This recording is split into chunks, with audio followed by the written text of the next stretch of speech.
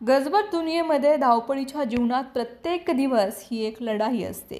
पण कधी ही लढाई केवळ वेळेशी किंवा परिस्थितीशी नसते, तर सत्तेच्या निर्णयांशी असते. वरळीतील अलीकडील एक घटनेनं हे अधोरेखित केलं. एका सामान्य आईचा संताप संपूर्ण व्यवस्थेच्या विरोधात उभा ठाकला.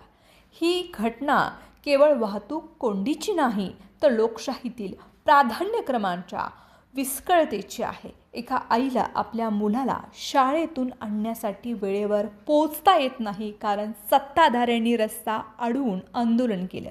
हा प्रसंग लोकशाही व्यवस्थेमधील गंभीर विसंगती दाखवतो. आंदोलनाचा अधिकार हा प्रत्येकाला आहे, पण तो इतरांच्या मूलभूत हक्कांवर गदा आणणारा ठरू लागलाय.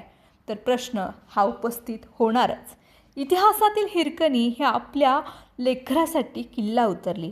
आजची वरळीमधील हिरकणी किल्ला उतरली नाही, पण तिनं सत्तेच्या अहंकाराला थेट आव्हान दिलं. तिचा संताप हा केवळ वैयक्तिक नव्हता, तो हजारो मुंबईकरांच्या दैनंदिन त्रासाचा आवाज होता.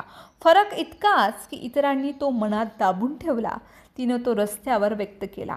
दोन्ही हिरकणी जे काम मुलांसाठीच होतं, रायगडाच्या पायथ्याशी असलेली हिरकणी आणि तिच्या धाडसामुळे छत्रपती शिवाजी महाराजांनी तिचा सन्मान केला. मात्र आत्ता इथे वरळीतील हिरकणीला सत्ताधारी भाजपचे मंत्री गिरीश महाजन आणि त्यांच्या कार्यकर्त्यांनी ताटाखालचं मांजर असलेल्या पोलिसांकडून त्रास देण्याचा प्रयत्न ते करत आहेत.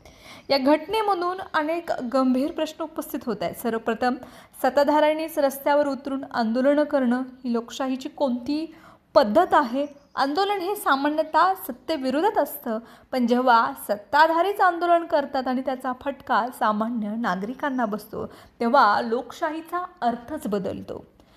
दुसरा महत्त्वाचा मुद्दा म्हणजे प्रशासनाची भूमिका. अतिवर्दळीच्या भागात आधीच वाहतुकीचा ताण असताना अशा मोर्चांना परवानगी देणं ही केवळ प्रशासकीय चूक नसून ती नागरिकांच्या सोयीपेक्षा सत्तेच्या सोयीला प्राधान्य देण्याची मानसिकता ठरते. न्यायालयाने वारंवार सार्वजनिक जीवन विस्कळीत करणाऱ्या आंदोलनांवरती मर्यादा घालण्याचे निर्देश दिले असतानाही प्रत्यक्षात त्याचं पालन कितपत होतं हा प्रश्नच उरतोच. या घटनेत पोलिसांची भूमिका देखील चर्चेचा विषय ठरले. कायदा सुव्यवस्था राखणाऱ्या यंत्रणेनं निपक्षपात राहणं आणि अपेक्षित असतं, मात्र जेव्हा नागरिकाला गप्प करण्याचा प्रयत्न होतो आणि सत्ताधाऱ्यांबद्दल मवाळ भूमिका घेतली जाते, तेव्हा कायद्याचं राज्य या संकल्पनेवरती प्रश्नचिन्ह निर्माण होतं. याहूनही चिंताजनक बाब म्हणजे या महिलेच्या संतापानंतर तिच्यावर झालेले सोशल मीडियाची टीका आणि वैयक्तिक हल्ले. एखादी महिला आपल्या हक्कासाठी आवाज उठवते तेव्हा तिच्या मुद्द्यांवर चर्चा होण्याऐवजी तिच्या व्यक्तिमत्त्वावरती हल्ले होणं ही समाजाच्या विचारसरणीची अधोगतीची निशाणी आहे. राजकीय दृष्टिकोनातून पाहिलं तर या घटनेचा परिणाम केवळ एका दिवसापुरता मर्यादित नाही.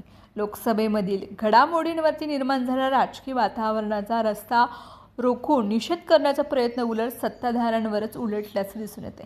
सामान्य नागरिकांच्या दैनंदिन अडचणींकडे दुर्लक्ष करून राजकीय संदेश देण्याचा प्रयत्न किती महागात पडू शकतो याचा हा धडा आहे. मुंबईसारख्या शहरात जिथं प्रत्येक मिनिट महत्त्वाचं असतं, तिथं नागरिकांच्या वेळेची आणि सोयीची किंमत ओळखणं अत्यावश्यक आहे. रस्ते हे राजकीय शक्ती प्रदर्शनाचं मंच नसून ते जनजीवनाची जीवनरेषा आहेत. वरळीची हिरकणी ही केवळ एक व्यक्ती नाही, ती एक प्रतीक आहे. जागरूक नागरिकाचं, प्रश्न विचारणाऱ्या धैर्याचं आणि सत्तेला आरसा दाखवणाऱ्या वृत्तीचं. तिच्या संतापानं एक गोष्ट स्पष्ट केली, लोकशाही केवळ मतदानापुरतीच मर्यादित नसते, ती दररोज रस्त्यावर, व्यवहारात आणि प्रश्न विचारण्यातही जिवंत असते. आज गरज आहे ती सत्ताधाऱ्यांनी आत्मपरीक्षण करण्याची. आंदोलनाचा अधिकार राखूनही नागरिकांच्या हक्कांचा सन्मान कसा राखता येईल याचा विचार करण्याची. अन्यथा अशा हिरकण्या पुन्हा पुन्हा उभ्या राहतील आणि प्रत्येक वेळी सत्तेला कठोर प्रश्न विचारतील. लोकशाहीत सत्ता ही जनतेसाठी असते, जनतेवर अन्याय करणाऱ्यासाठी आणि जनतेला त्रास देण्यासाठी नसते. लक्षात ठेवण्याची हीच वेळ आहे.